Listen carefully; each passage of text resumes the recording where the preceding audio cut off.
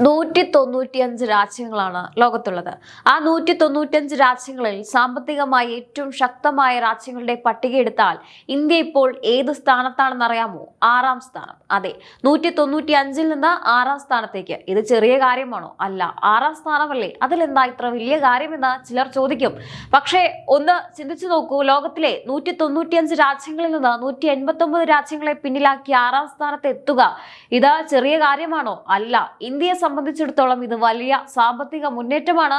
അന്താരാഷ്ട്ര നാണയനിധിയായ IMF പുറത്തുവിട്ട April മാസത്തെ ലോക സാമ്പത്തിക കാഴ്ചപ്പാട് റിപ്പോർട്ടിലെ കണക്കുകൾ പ്രകാരം ഇന്ത്യയുടെ മൊത്ത ആഭ്യന്തര ഉൽപാദനം ഏകദേശം 374 ലക്ഷം കോടി രൂപയാണ്. അതായത് $3.92 ട്രില്യൺ. ഇത്രയും വലിയ സാമ്പത്തിക വലുപ്പവുമായി ഇന്ത്യ ഇന്ന് ലോകത്തിലെ ഏറ്റവും വലിയ സാമ്പത്തിക ശക്തികളുടെ നിരയിൽ 6ാം സ്ഥാനത്ത് നിൽക്കുകയാണ്. America, Japan, China, Germany, Britain ഇവരുടെ പിന്നാലെ ഇനി ഇന്ത്യ. ഇതാണ് മാറിയ ഇന്ത്യ. ഒരു കാലത്ത് ലോകത്തിന്റെ സാമ്പത്തിക സഹായത്തിനായി കാത്തു നിന്നിരുന്ന ഇന്ത്യ ഇന്ന് ലോകത്തിന്റെ തന്നെ സാമ്പത്തിക കണക്കുകൂട്ടലുകളിൽ നിർണായകമായി മാറുകയാണ്. ഒരു കാലത്ത് ലോക സമ്പദ് വ്യവസ്ഥയിൽ ഇന്ത്യയുടെ പേര് പറയുമ്പോൾ തന്നെ പലരും സംശയത്തോടെ നോക്കിയിരുന്നു. ഇന്ന് America, China, Germany, Japan, Britain തുടങ്ങിയ വൻ സാമ്പത്തിക ശക്തികളുടെ തൊട്ടു പിന്നിൽ ഇന്ത്യ. അപ്പോൾ ചോദ്യം ഇതാണ്, എങ്ങനെയാണ് ഇന്ത്യ ഇവിടെ എത്തിയത്? അതിന്റെ പിന്നിൽ എന്തൊക്കെയാണ് സംഭവിച്ചത്? മോദി സർക്കാരിന്റെ സാമ്പത്തിക നയങ്ങൾക്ക് ഇതിൽ എന്താണ് പങ്ക്? ഇന്ത്യയുടെ അടുത്ത ലക്ഷ്യം എന്താണ്? ഇന്നത്തെ വീഡിയോയിൽ നമുക്ക് അതെല്ലാം ഒന്ന് പരിശോധിക്കാം. GDP എന്ന് പറയുന്നത് എന്താണ്? ഒരു രാജ്യത്തിനുള്ളിൽ ഒരു നിശ്ചിത കാലയളവിൽ ഉൽപ്പാദിപ്പിക്കുന്ന സാധനങ്ങളുടെയും സേവനങ്ങളുടെയും ആകെ സാമ്പത്തിക മൂല്യമാണ് GDP. അപ്പോൾ GDP വലുതാകുന്നു എന്നതിന്റെ അർത്ഥം എന്താണ്? രാജ്യത്തിന്റെ സാമ്പത്തിക പ്രവർത്തനത്തിന്റെ വലുപ്പം കൂടുന്നു. വ്യവസായം, സേവന മേഖല, നിർമ്മാണം അങ്ങനെ എല്ലാം ചേർന്നാണ് ഈ വലിയ സാമ്പത്തിക ചിത്രം ഉണ്ടാകുന്നത്. ഇന്ത്യയുടെ ഇന്നത്തെ സ്ഥാനം അതുകൊണ്ട് തന്നെ ശ്രദ്ധേയമാണ്. 195-ൽ നിന്ന് 6ലേക്ക്. അത് കേൾക്കുമ്പോൾ തന്നെ മനസ്സിലാക്കണം, ഇതൊരു ദിവസത്തെ നേട്ടമല്ല, പതിറ്റാണ്ടുകളായി നടന്ന സാമ്പത്തിക മാറ്റങ്ങളുടെ ഫലമാണ്.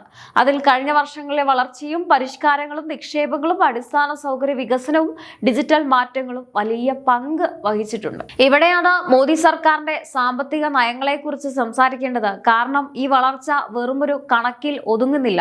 രാജ്യത്തിന്റെ കാർഷിക മേഖല മുതൽ നിർമ്മാണ മേഖല വരെ, ചെറുകിട സംരംഭങ്ങൾ മുതൽ ഡിജിറ്റൽ സമ്പദ് വ്യവസ്ഥ വരെ, ബാങ്കിംഗ് മേഖല മുതൽ ശാസ്ത്ര സാങ്കേതിക ഗവേഷണം വരെ ഒന്നിനു പിന്നാലെ ഒന്നായി പല മേഖലകളിലും മാറ്റങ്ങൾ കൊണ്ടുവരാനുള്ള ശ്രമമാണ് നടന്നത്.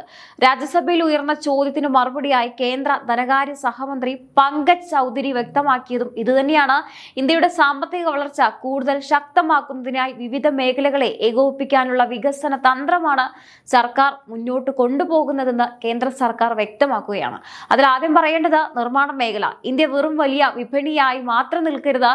ഇന്ത്യയിൽ ഉൽപ്പന്നങ്ങൾ നിർമ്മിക്കണം, കൂടുതൽ ഫാക്ടറികൾ വരണം, കൂടുതൽ നിക്ഷേപം വരണം, കൂടുതൽ ഉൽപാദനം നടക്കണം, കൂടുതൽ കയറ്റുമതി ഉണ്ടാകണം. അതിനായി ഉൽപാദനവുമായി ബന്ധിപ്പിച്ച പ്രോത്സാഹന പദ്ധതികൾ അഥവാ PLI പദ്ധതികൾ നിർമ്മാണ മേഖലയ്ക്ക് വലിയ ഉണർവ് നൽകാനുള്ള പ്രധാന നീക്കങ്ങളിലൊന്നായി സർക്കാർ മുന്നോട്ട് കൊണ്ടുവന്നു. ഇതിന്റെ ലക്ഷ്യം വളരെ വ്യക്തമാണ്. ലോകത്തിന്റെ നിർമ്മാണ ശൃംഖലയിൽ ഇന്ത്യക്ക് കൂടുതൽ വലിയ സ്ഥാനം. ഇവിടെയാണ് ചൈനയുമായുള്ള മത്സരം കൂടി പ്രസക്തമാകുന്നത്. പതിറ്റാണ്ടുകളായി ലോകത്തിന്റെ നിർമ്മാണ മേഖലയിൽ വലിയ ശക്തിയായി നിലകൊണ്ടത് ചൈനയാണ്. പക്ഷെ ഇന്ന് ഇന്ത്യ പറയുന്നത് ലോകത്തിന്റെ ഉൽപാദന ശൃംഖലയിൽ ഇന്ത്യക്കും വലിയൊരു പങ്ക് വേണം എന്നാണ്. അതിനു പിന്നാലെ മറ്റൊരു വലിയ മേഖല ചെറുകിട ഇടത്തരം സംരംഭങ്ങൾ. ഇന്ത്യയുടെ സാമ്പത്തിക അടിത്തറയിൽ ഈ മേഖലയ്ക്കുള്ള പ്രാധാന്യം വളരെ വലുതാണ്. ഒരു വലിയ കമ്പനി മാത്രം വളർന്നാൽ ഒരു രാജ്യം സാമ്പത്തികമായി ശക്തമാകില്ല. ലക്ഷക്കണക്കിന് ചെറിയ സംരംഭങ്ങൾ വളരണം, ചെറിയ വ്യവസായങ്ങൾ വളരണം, പുതിയ സംരംഭങ്ങൾ വളരണം, തൊഴിലവസരങ്ങൾ വർദ്ധിക്കണം. അപ്പോഴാണ് സാമ്പത്തിക വളർച്ച സമൂഹത്തിന്റെ വിവിധ തലങ്ങളിലേക്ക് എത്തുന്നത്. അതുകൊണ്ട് തന്നെ MSME മേഖലയെ ശക്തിപ്പെടുത്തുന്നതിനും സർക്കാർ നിരവധി പദ്ധതികൾ ഇപ്പോൾ നടപ്പിലാക്കുകയാണ്. ഇനി ഡിജിറ്റൽ ഇന്ത്യ. ഇനി ഇന്ത്യയുടെ സാമ്പത്തിക രംഗത്തെ ഏറ്റവും വലിയ മാറ്റങ്ങളിൽ ഒന്നാണ് ഡിജിറ്റൽ വൽക്കരണം. ഒരു സാധാരണ മനുഷ്യന് പോലും കയ്യിലുള്ള ഫോണിലൂടെ നിമിഷങ്ങൾക്കുള്ളിൽ പണം കൈമാറാൻ കഴിയുന്ന സാഹചര്യം. ഇത് വെറും സാങ്കേതിക മാറ്റമല്ല, ഇന്ത്യയുടെ സാമ്പത്തിക ഇടപാടുകളിൽ വന്ന വലിയ വിപ്ലവമാണ്. അതോടൊപ്പം നൂതന ആശയങ്ങൾക്ക് പ്രോത്സാഹനം നൽകാനും ശാസ്ത്ര സാങ്കേതിക ഗവേഷണ രംഗത്ത് കൂടുതൽ നിക്ഷേപം കൊണ്ടുവരാനും പുതിയ സംരംഭങ്ങൾ സൃഷ്ടിക്കാനും പുതിയ തൊഴിലവസരങ്ങൾ ഉണ്ടാക്കാനും സർക്കാർ കൂടുതൽ ശ്രദ്ധ നൽകുന്നതായി ധനകാര്യ മന്ത്രാലയം വ്യക്തമാക്കുകയാണ്. പക്ഷേ ഇന്ത്യയുടെ സാമ്പത്തിക ശക്തി എന്ന് പറയുമ്പോൾ മറ്റൊരു കണക്ക് കൂടി നമ്മൾ ശ്രദ്ധിക്കണം. ഇന്ത്യൻ ബാങ്കിംഗ് മേഖല വർഷങ്ങളായി രാജ്യത്തിന്റെ ബാങ്കിംഗ് മേഖലയെ അലട്ടിയിരുന്ന വലിയൊരു പ്രശ്നം 2024 മാർച്ച് 3 ലക്ഷം കോടി രൂപ. പക്ഷേ കൃത്യമായ തിരിച്ചുപിടിക്കൽ നടപടികളും സാമ്പത്തിക അച്ചടക്കവും ഉൾപ്പെടെയുള്ള നടപടികൾക്ക് ശേഷം 2026 മാർച്ച് 31 ആയപ്പോഴേക്കും അത് ഇരട്ടിയായി കുറഞ്ഞു. അതായത് വെറും 2 വർഷത്തിനിടെ 93 കോടി രൂപയുടെ കുറവ്. ഇത് ചെറിയ കണക്കല്ല. ബാങ്കുകളുടെ സാമ്പത്തിക ആരോഗ്യം ശക്തമാകുമ്പോൾ വ്യവസായങ്ങൾക്ക് കൂടുതൽ വായ്പ ലഭിക്കും, സംരംഭങ്ങൾക്ക് കൂടുതൽ അവസരം ലഭിക്കും, സമ്പദ് വ്യവസ്ഥയ്ക്ക് കൂടുതൽ ചലനശേഷി ലഭിക്കും.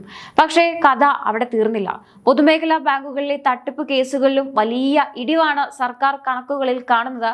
2023-24 സാമ്പത്തിക വർഷത്തിൽ 54,000 തട്ടിപ്പ് കേസുകൾ. പക്ഷേ 25 ആവുമ്പോഴേക്കും അത് കുറഞ്ഞു. ബാങ്കിംഗ് സംവിധാനത്തിലെ സുരക്ഷയും നിരീക്ഷണവും ശക്തമാക്കാനുള്ള ശ്രമങ്ങളുടെ മറ്റൊരു സൂചനയാണിത്.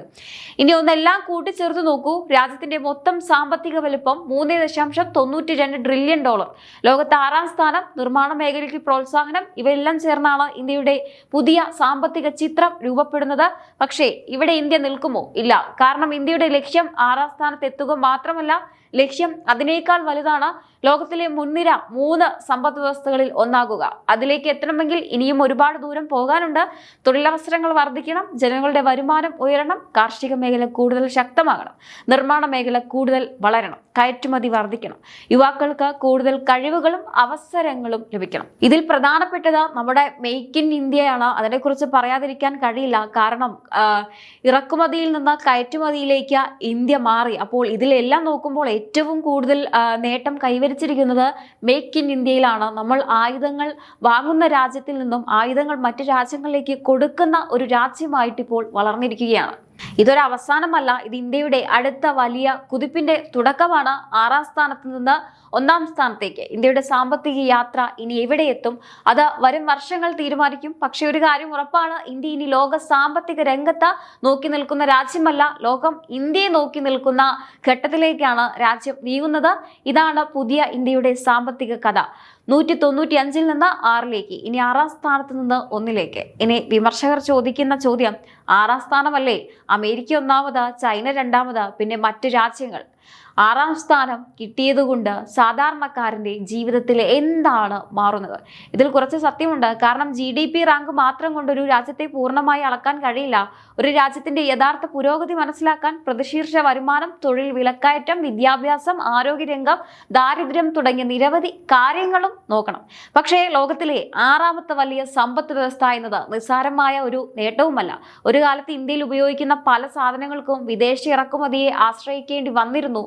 ഇന്ന് അതിൽ നിന്നെല്ലാം വ്യത്യസ്തമാണ്. ലോകത്തിന്റെ സാമ്പത്തിക സംവിധാനത്തിൽ സ്വന്തം താല്പര്യങ്ങൾ സംരക്ഷിക്കാൻ ഇന്ന് ഇന്ത്യക്ക് സാധിക്കുന്നുണ്ട്. എന്തായാലും ശത്രുരാജ്യങ്ങൾക്ക് ചൈനയാവട്ടെ, പാകിസ്ഥാനാവട്ടെ, അമേരിക്ക ആവട്ടെ, ഇവർക്കൊന്നും ഇന്ത്യയുടെ ഈ ഒരു നേട്ടം ഒട്ടും പിടിക്കുന്നുണ്ടാവില്ല. കാരണം നരേന്ദ്രമോദി സർക്കാരിന്റെ കീഴിൽ ഇന്ത്യ ഇങ്ങനെ ഓരോ മേഖലയിലും വളർന്നുകൊണ്ടിരിക്കുകയാണ്. എന്തായാലും ഇത് നമുക്ക് അഭിനന്ദിക്കാനുള്ള നേട്ടം തന്നെയാണ്. കാരണം ഇത്രയും സ്ഥാനത്ത് നിന്ന് 6ാം സ്ഥാനത്തേക്ക് ഇന്ത്യ എത്തിയിട്ടുണ്ടെങ്കിൽ അതിൽ മോദി സർക്കാരിന്റെ ദീർഘവീക്ഷണമുണ്ട്. നമ്മുടെ ഇന്ത്യയെ എങ്ങനെ മാറ്റിയെടുക്കണമെന്ന ഒരു നയതന്ത്രജ്ഞത അദ്ദേഹത്തിന് കൃത്യമായി അറിയാം.